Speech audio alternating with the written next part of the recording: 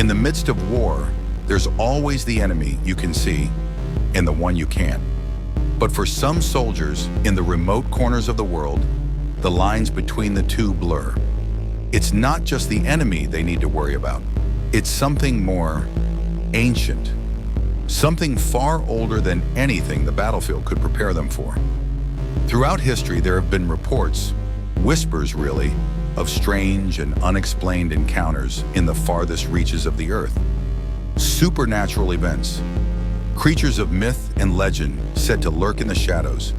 And while most soldiers focus on the battle in front of them, sometimes they encounter something they can't explain.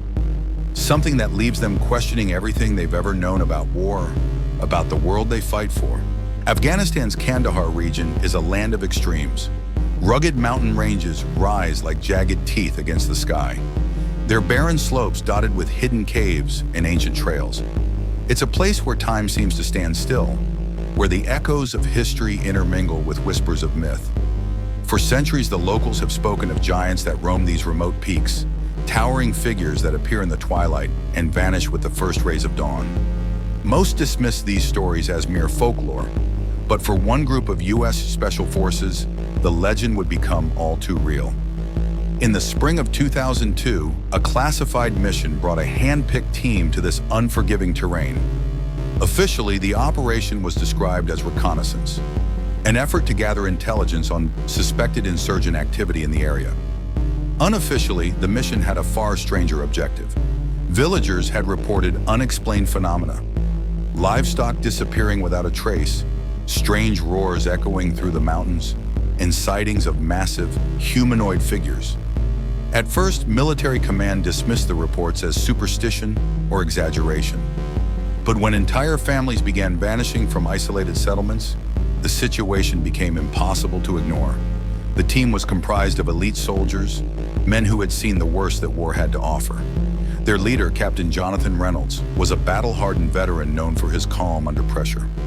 Alongside him were men like Sergeant Davis, a sharpshooter with a dry sense of humor, and Specialist Carter, the team's tech expert. They were joined by Ahmed, a local interpreter who had spent his entire life navigating the region's treacherous terrain and who had grown up hearing tales of the giant of Kandahar. The mission began like many others. The team moved cautiously through narrow mountain trails, their boots crunching on loose gravel as they scanned their surroundings for any sign of danger. The days were scorching hot, the nights bitterly cold. The soldiers spoke little, their focus on the mission ahead. But there was an unspoken tension among them, a feeling that they were being watched.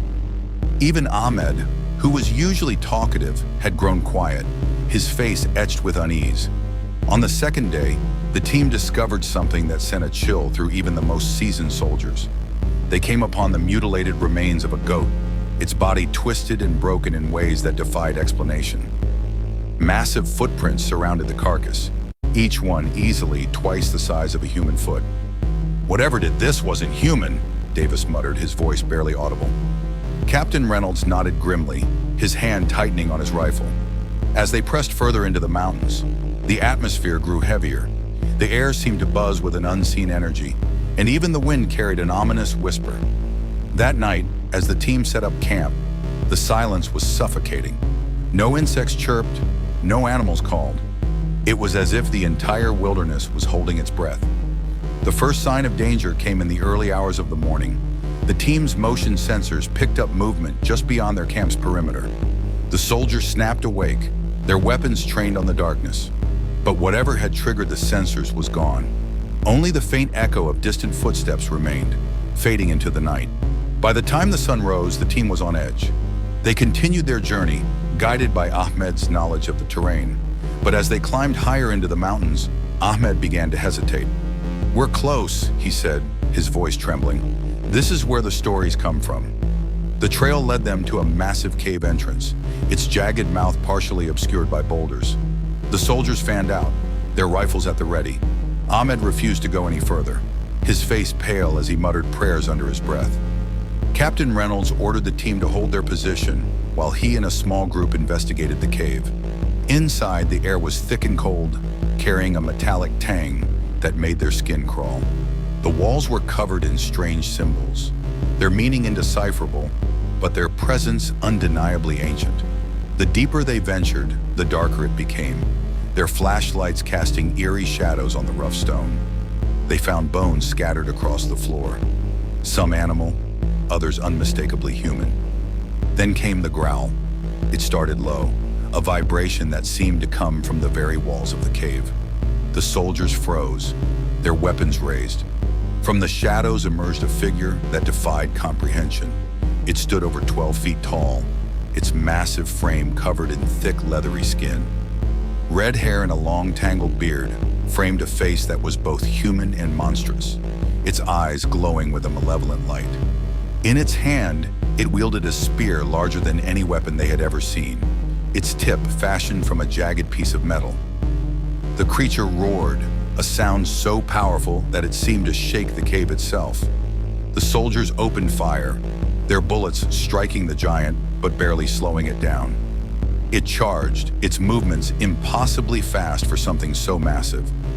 One soldier was thrown across the cave like a rag doll, his body slamming into the wall with a sickening crunch. The confined space of the cave became a battlefield, the soldiers fighting desperately against a foe that seemed unstoppable. Bullets ricocheted off the walls, their flashes illuminating the giant's snarling face. Davis fired his grenade launcher, the explosion momentarily stunning the creature. But even as it staggered, it let out another deafening roar and swung its massive spear, narrowly missing Reynolds. Specialist Carter scrambled to set up an explosive device, his hands shaking as he worked. "Cover me!" he shouted, and Davis and another soldier unleashed a barrage of gunfire, forcing the creature to retreat momentarily. Carter managed to plant the explosive near the cave wall, and with a deafening blast, part of the ceiling collapsed, pinning the giant under a massive boulder. Even then, the creature refused to die easily. It clawed at the debris, its eyes blazing with fury. The soldiers concentrated their fire on its head and torso, their bullets finally finding their mark. With a final guttural growl, the giant collapsed, its massive body falling still.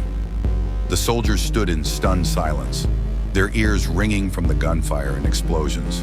Blood trickled down their faces, and their hands trembled as they reloaded their weapons. Captain Reynolds was the first to speak. "We're not leaving without evidence," he said, his voice steady despite the chaos. The team collected what they could: samples of the creature's blood, fragments of its spear, and even a few tufts of its red hair. They radioed for extraction, carefully omitting the details of their encounter. When the helicopter arrived, the soldiers loaded their evidence and prepared to leave, their bodies battered but their mission complete. Back at the base, they were immediately debriefed by a group of officials who seemed more interested in their findings than their well-being. The soldiers were ordered to sign non-disclosure agreements, and the creature's remains were whisked away to an undisclosed location. Rumors swirled among the men about secret government experiments and cover-ups, but none dared speak openly. Years later, whispers of the giant of Kandahar began to surface. Some dismissed the story as a fabrication, while others pointed to the consistency of the accounts as evidence of its truth. Theories ranged from the biblical Nephilim to cryptids, or the remnants of a lost civilization. For the soldiers who were there, the encounter left an indelible mark. Many struggled with nightmares and PTSD, haunted not only by the horrors of war, but by the memory of something that defied all logic. To this day, the US government has neither confirmed nor denied the existence of the giant, leaving the world to wonder what other secrets might be hidden in the remote corners of our planet. They say that when you walk too far into the wilderness, you step into a world where the rules of reality no longer apply, a world where the impossible becomes possible. But for these soldiers, it wasn't just a story, it was their reality. And what they would discover, buried beneath the mountains they were sent to infiltrate, would challenge everything they knew about the limits of human strength, the fragility of sanity, and the unknown forces that walk alongside us in this world. This is the story of what happens when the line between war and the supernatural begins to blur. When the enemies you face are no longer bound by flesh and bone, but by something far darker. What other legends wait in the shadows, ready to step into the light? And if giants once roamed the earth, could they still be among us today?